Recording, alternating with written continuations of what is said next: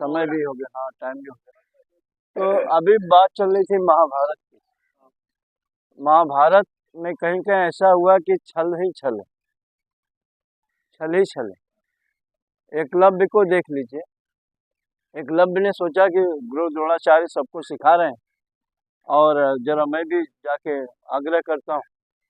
और उन्होंने जो है जाके चरण स्पर्श किया। वो बोला दूर रहो दूर रहो दूर रहो। तुम आए हो किस मकसद से हम जान गए। तुम शिक्षा सीखना चाहते हो ना, तो तुम अभी यहाँ पे मैं सिखा रहा हूँ, ये उच्च कोटि के लोग, और तुम ऐसे लोगों, तुम्हें हम सिखा नहीं सकते। उसे बहुत ग्लानि हुई, बहुत अपने आप को हीन समझा। उसने कहा कि लेकिन गुरु में ये शिक्षा का बंटवारा अच्छा नहीं है।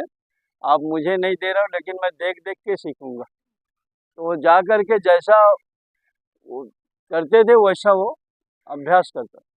अभ्यास कर करके इतना तेज हो गए एकलव्य कि सभी शिष्यों से अच्छा हो गए। यानी अर्जुन वगैरह जो भी धनुर्धारी थे सबसे अच्छे हो गए। और फिर इसके बाद जब शोर हो गया कि एकलव्य ऐसा है कि जो अर्जुन को भी हरा सकता है, तो परीक्षा हुई और एकलव्य श्रेष्ठ हुआ, मतलब जीत गया।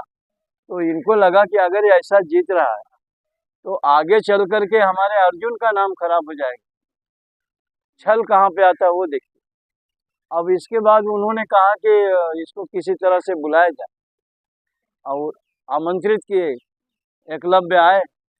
एकलव्य को गुरु द्रोणाचार्य ने कहा कि हमारा ही देख देख करके आप इतना निपुण हुए, आप इतना जो है गुणवान हुए हो, धनुर्धारी हुए हो, तो हमें दीक्षा नहीं दोगे? एक ब्राह्मण को दीक्षा की जरूरत है, हमें कुछ दीजिए, उसका ये दीजिए। तो उन्होंने कहा कि क्या दें आपको? कहें बस अंगूठा दे दें। तो अंगूठा ही मांग, न रहेगा बांस न बाजेगी बांसुरी। ऐसे में करके हनुमान जी का भी देखिए, आज मंगलवार है, तो मंगलवार के दिन हनुमान जी ने कहा कि मैं उसी का साथ दे सकता हूँ जो मुझे राम की कथा सुनाए, जो मुझे सत्संग सुनाए। मैं उसी का साथ दे सकता हूँ, क्योंकि मैं हमेशा सुनने का आदी हूँ। मैं राम का भजन, कृष्ण का भजन सुनने का आदी हूँ।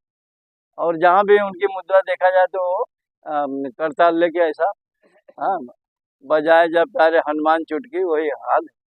तो कृष्ण भगवान ने कहा कि वहाँ महाभारत हो रही है और आप हमारे साथ में ये विषय रख रहे हो कि मैं कथा सुनना चाहता हूँ। तो वहाँ जब महाभारत में लड़ाई होगा तो कथा वहाँ पे मैं कैसे आपको सुनाऊंगा? उन्होंने कहा तो मैं आपका साथ नहीं दूंगा, क्योंकि उन्होंने कहा था कि कपिध्वज के नाम से आपका जो रथ के ऊपर पताका रहेगा, आप उसमें विराजमान रहोगे। हनुमान जी आपको रहना है महाभारत में। और एक ऐसे यही वीर हैं जो कि दोनों युगों में थे, महाभारत के युग में थे, रामायण के युग में भी थे। तो कपिध्वज जो रखा गया था, श्री कृष्ण भगवान जो रथ को चला रहे थे, कपिध्वज जो रखा गया उस पर कपि जी यानी हनुमान जी का ही उस पर पूरा, हाँ पूरा जहाँ। अच्छा, तो वो जो है जब इतना कृष्ण भगवान ने कहा कि वहाँ लड़ाई होगा, आप कथा सुनते हैं, तो फिर वहाँ पे गीता का जो ज्ञान हुआ हनुमान जी के आग्रह पे ही हुआ। अर्जुन का तो एक बहाना था, कृष्ण को गीता हनुमान को सुनाना था।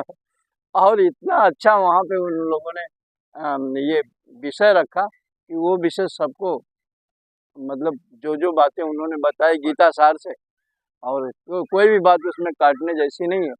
जो आज है वो कल नहीं रहेगा, जो आज तेरा है वो कल किसी और का होगा। हाँ, ये शरीर एक वो कपड़े की तरह पुतला है। बहुत सारी बातें जो है उसमें बताए। तो ये बातें होती है महाभारत और रामायण से, इसलिए समय का अभाव है। तो फिर जय हो।